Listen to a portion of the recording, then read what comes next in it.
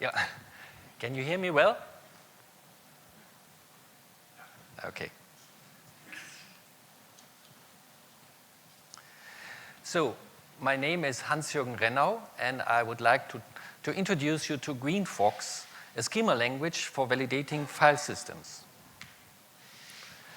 Up front, it's very important to understand that the scope is not the file system as a whole, but a file system tree. That is an arbitrarily selected folder in the file system and everything found under it. So let me start with considering why one might be interested in validating file system trees, then ask the question what validation means in this context, and then show how it can be done. So we are all used to validating individual files against a schema, for example, an XSD. And the key advantage is, of course, its declarative nature. But the file is part of a system. And what we are ultimately interested in is the validity of the system. So can we not use schemas at a larger scale, validating complex sets of resources? And this question highlights a few basic limitations of conventional validation. First, the scope is quite limited. It's a set of related document types belonging to a single media type. Second, the input is files, and the absence of a file is out of scope, whereas the absence of a file may be absolutely critical. And third, the expectations we have about resources are static. They ignore the dependency on the presence and contents of other resources. And I believe that overcoming these limitations, being able to describe systems, whole systems, with schemas is a very desirable goal. And hence my interest in validating file system trees. Nearly any system can be represented by a file system tree. What does it mean to validate a file system tree? What comes to my mind is, first of all, the contents of folders, the contents of files, and dependencies between contents. So how the presence and content of one folder or file implies expectations concerning the presence or absence of another folder or file and its contents. So how can a schema express such expectations concerning folder contents, file contents, and content dependencies? Let's look at a first example. It's a very simple Greenfox schema just describing a single folder. The root element is a Greenfox element, and the domain element identifies the file system tree. The contents of the domain element describe the contents of the file system tree. And here, the description is limited to a single folder shape, represented by a folder element. The folder shape has a target. That is a set of folders which this description refer to. Let's take a closer look. So here, the target is selected by a foxpath expression. Foxpath is an extended version of XPath 3 supporting file system validation, and also the combination of file system navigation and node tree validation within a single expression. It's a language very convenient for selecting your validation target in a very flexible way. Okay, so the contents of a folder shape constrain the folders which are selected by its target declaration. So take a look at the folder content element, which describes the contents of a folder. You might expect that's just a list of folder and file names, but in fact you can constrain folder contents in a rather flexible way. For example, you can use wildcards in combination with cardinality constraints. You can specify checksums, and you can declare your folder to be either open or closed. A file shape, similarly, describes files. It's a collection of constraints combined with a target declaration. Here we have a last modified less than constraint with obvious semantics. The XPath elements are what is called value shapes. A value shape does two things. It maps the resource to a value called a resource value, and it constrains this value. So a value shape constructs and constrains. And in this case, it maps the resource to a sequence of element namespaces, and it constrains this value in this way that every item must be equal to a given string.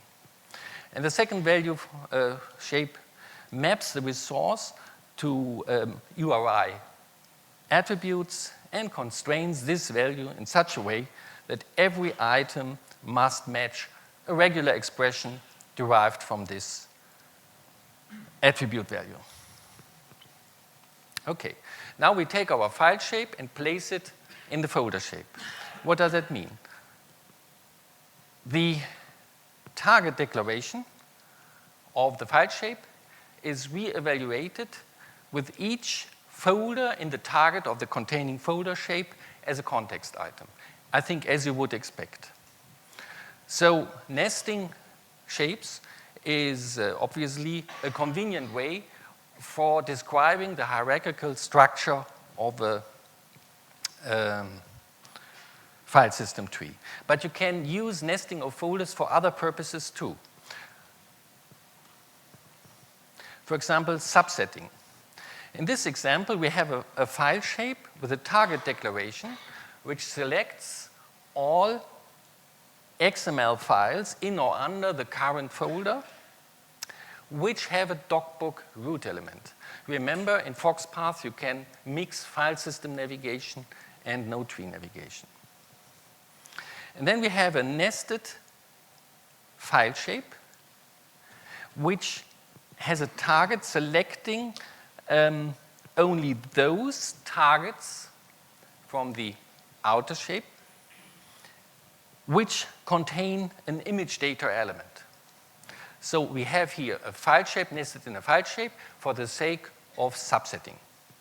And now imagine that you want to check the following rule. If you have a docbook element with an image data element, then there should be an image folder as a sibling of this docbook file.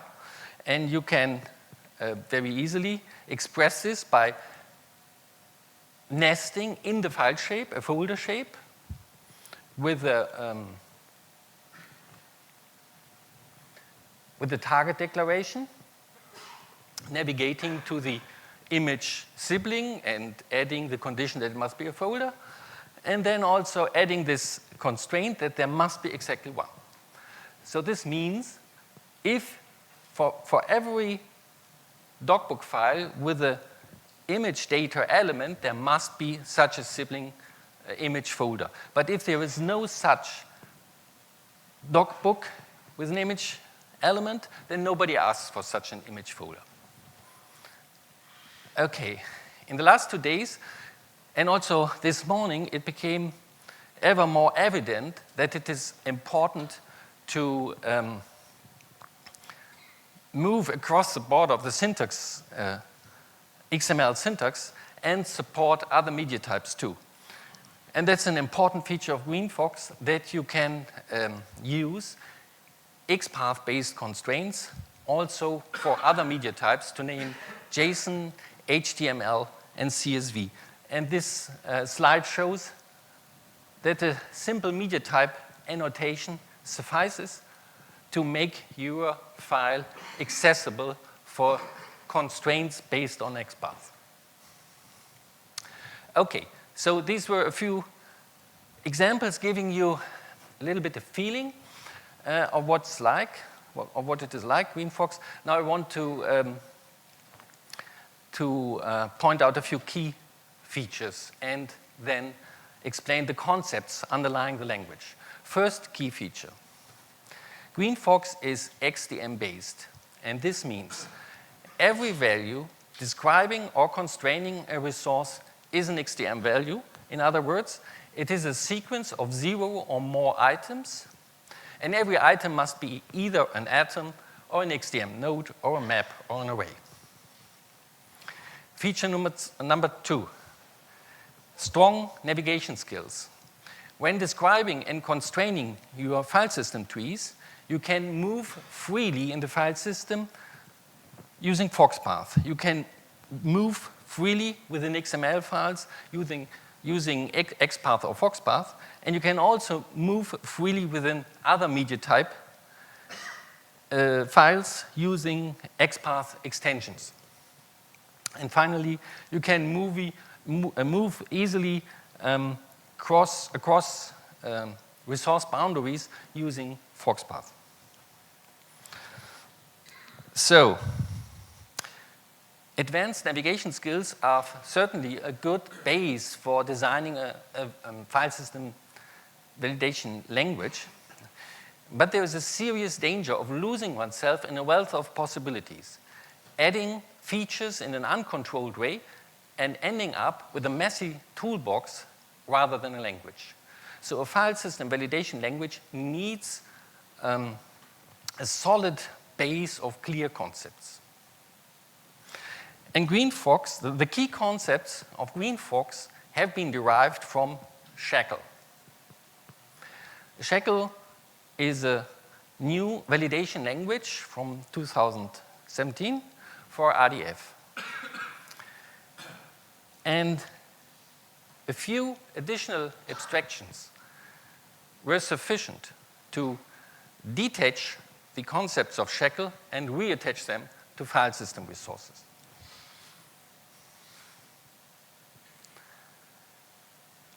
So here they are, the concepts. Let's start with 3 basic notions: resource, shape, and constraint. We only have 2 kinds of resources, files and folders. A shape is a set of constraints, and a constraint is a condition, something which a resource either satisfies or violates. A resource shape checks predefined properties of a resource. It declares a target, selecting those resources to which these constraints apply. There's still a missing piece. When you think of XPath-based constraints, an XPath value is certainly not a predefined value of a resource. So we introduce another concept, a value shape. A value shape maps the resource to a value and then constrains the value. Construct and constrain. And the mapping is done currently either by an XPath expression or by a foxpath expression. In the future, it is well conceivable that other possibilities like Python's code or JavaScript code would also be usable, but at the moment, not yet. So here we are. Now we have on a tray a small set of clear-cut concepts on which to base the definition of the Greenfox language. So let's take a closer look. What's a constraint? A constraint is a condition which a resource either satisfies or violates. Every constraint is declared by a shape. A constraint does not live outside of a shape. So what is a constraint declaration? It's like a function call. When you call a function, you name a function and you provide arguments. And it's just the same here. a constraint declaration identifies a type of constraint and provides the values for constraint parameters. The syntax is a completely different matter. Syntax of Greenfox is dictated by convenience. But logically, you can look at constraints or constraint declarations as function calls. And the validation of a resource against a constraint you can also look at as the work of a function, the validation function, consuming as input the parameter values plus the resource or a resource value, and producing as output a validation result.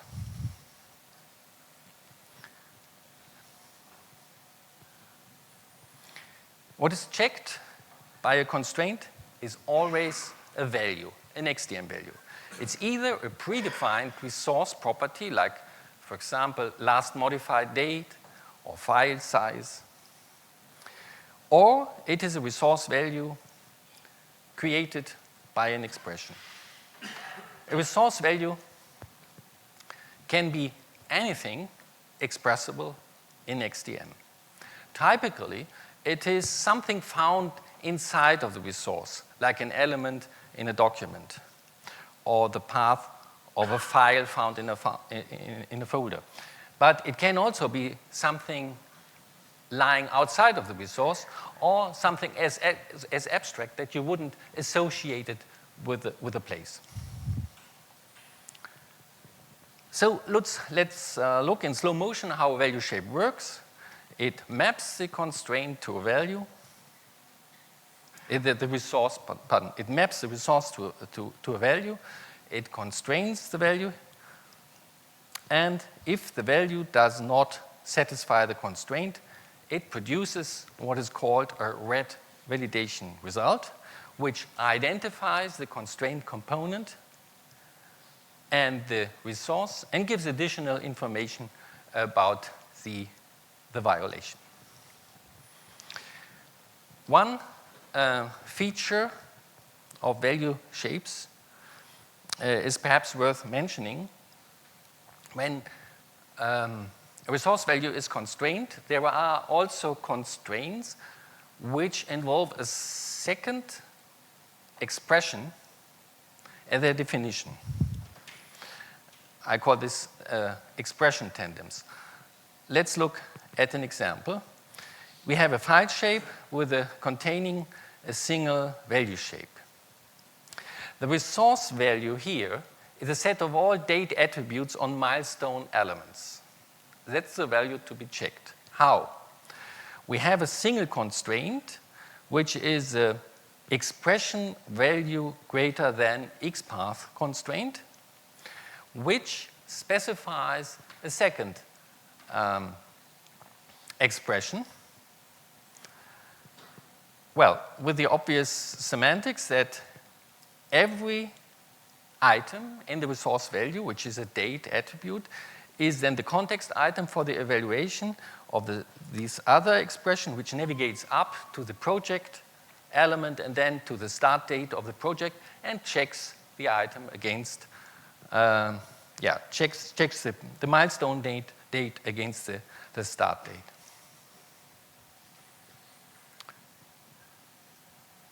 You could have put this all into one expression, yes, but it's like the philosophy of Greenfox to enable small expression building blocks. And there's more obvious semantics to it as compared to one expression which would check logically the same condition. You might be tempted to think that value shapes are in the first place for checking files, but that would be a mistake. They are very important for checking folder contents. And I would like to give an example. Here you see a folder shape defining, with three value shapes, defining three resource values. First, resource value, the set of all empty files in this folder. The second resource value, the set of all ill-formed XML files. And the third resource value, the set of all ill-formed JSON files. You remember, a resource value lives inside a value shape. That is, it is accompanied by at least one constraint. And the constraint in each case is that the value must be empty. In other words, a folder that conforms to this shape has no empty files, has no ill-formed XML, has no ill-formed JSON. And therefore, one might call this folder shape a good folder shape. And please note, this is a shape which does not at all describe explicitly any contents, but just speaks about what must not be found in it. And here's an example for what I would call an external resource value, a resource value which is not found within the resource under investigation. It is based, again, on a foxpath expression, and this foxpath expression fetches the expected return code from a CSV file in the environment of this file. And this is an example for a rather complex foxpath expression, which first navigates to a CSV, then passes it into XML, and then navigates into it. And this, again, demonstrates how, using foxpath, you can mix file system navigation and node tree navigation.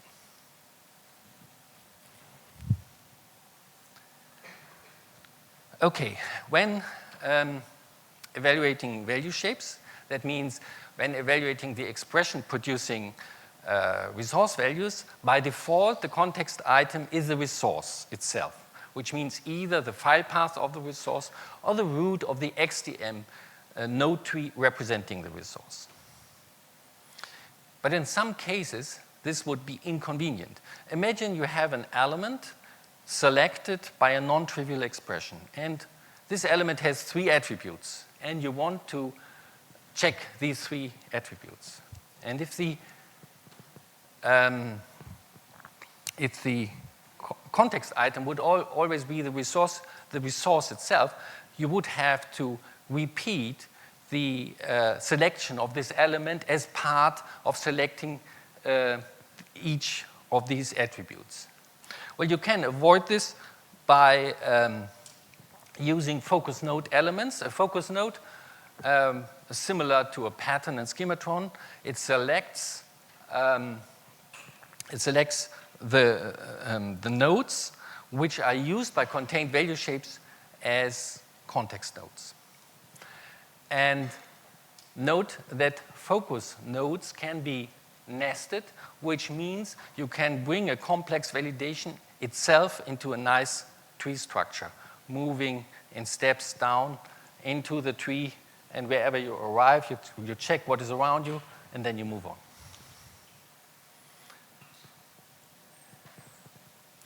This slide should just give you an impression of the constraint components currently defined. That's work in progress, so that's expected to change almost every day and become more and more. But these are the built-in constraint components. You remember, constraint component is just another word for type of constraint. It's a very important feature of Greenfox that you can define your own constraint components using a constraint component element as part of a schema. So that's quite simple. You provide a name, you define the parameters of the constraint in terms of names and types, and then you provide an expression, the validator. Again, it's either an XPath or a foxpath. When a resource is validated against your newly defined constraint component, this expression is evaluated, and the expression value is then mapped by the processor to a validation result according to simple rules. So how to use such a user-defined constraint? You remember, a constraint declaration is essentially or logically a function call. You identify the constraint and you provide parameter values. So that's the way it works. There are simple syntax rules how you can do just that. Here, you use an element which is named after the new component, and then you specify attributes or elements providing the values to the constraint parameters.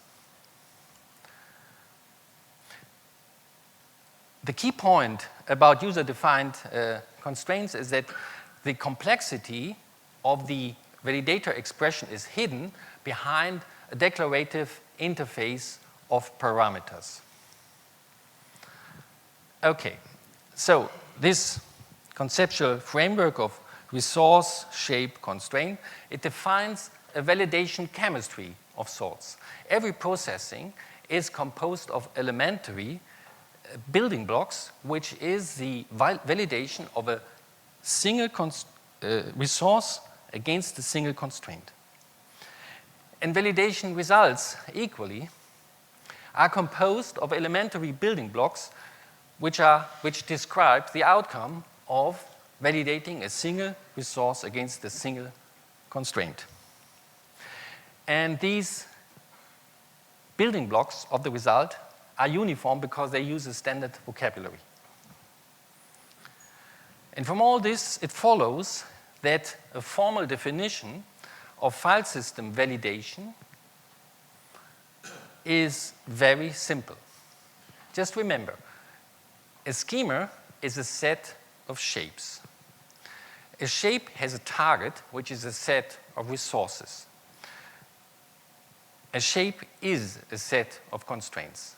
So Greenfox validation results are just the result of integrating over all shapes, for each shape over all target resources, and for each combination of target resource and shape over all constraints. And that's it. And you can merge and part such results at will, as you can with any RDF dataset. An implementation of Greenfox is available at GitHub. It is 100% XQuery. It's based, or it uses the base XQuery processor, taking advantage of its extension functions. So using Greenfox as a user, you also have to use base X. Summary. Greenfox is for validating file system trees. It's based on XDM. It's powered by XPath and foxpath. It is inspired by SHACL. The diversity of media types is hidden behind uniform XDM node trees. Resource boundaries are overcome by the visa of foxpath navigation. It produces standard structured information, and it's extensible. Thank you.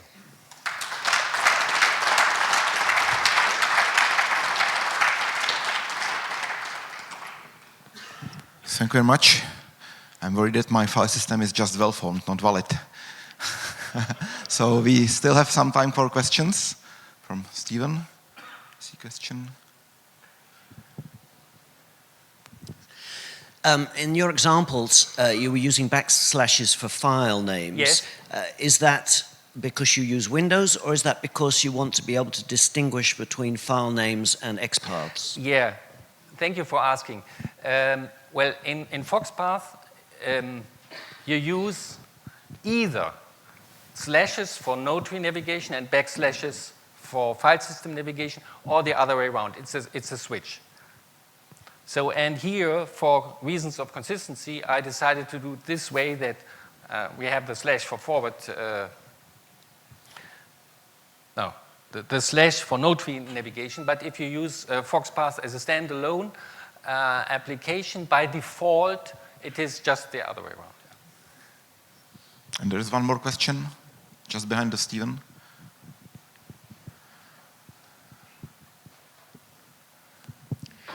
Thank you. I might have missed that, but what was your original application to do this kind of validating of a file system? Have you mentioned some real-world example when to use that? Yes. I have ideas, but... yes, plenty. Well, I can even tell you exactly the moment when the idea was born. My colleague Hauke, and we were on the phone, and he was making an installation. And I told him, please start this application which produces test results, testing a web service, and then take a look into the folders if you see any error file or something. And then Hauke said, I would prefer if what you gave me, if it did all that. So that was the moment when the idea was born. And I think, frankly, any installation, do you not have questions about if everything is in place? So I think we are constantly in the situation that we would love to be sure that everything is in place. Okay, so thank you very much again.